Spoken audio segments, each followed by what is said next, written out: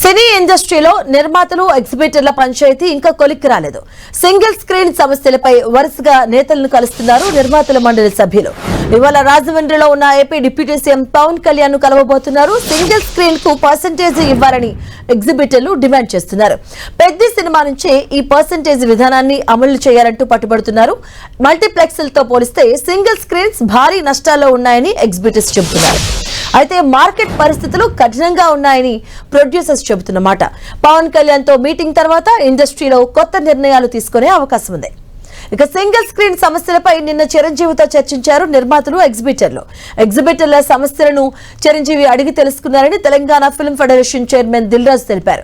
మరో 2-3 రోజుల్లోనే సమస్యలు పరిష్కారం అవుతాయన్నారు. పర్సెంటేజీ విధానంలో సినిమాల ప్రదర్శన అనేది కేవలం పెద్ద సినిమాకు సంబంధించింది మాత్రమే కాదని, ఇండస్ట్రీకి చెందినదని నిర్మాత దిల్ రాజు పేర్కొన్నారు. 2 రోజుల్లో దీనికి పరిష్కారం లభిస్తుంది అని ఆశాభావం వ్యక్తం చేశారు. ఎగ్జిబిటర్ సమస్యలపై నందమూరి బాలకృష్ణ సానుకూలంగా స్పందించారు. సింగిల్ స్క్రీన్స్ నిలబడాలి అంటే సరైన షేరింగ్ మోడల్ అవసరమని తన అభిప్రాయాన్ని ప్రకటించారు బాలకృష్ణ.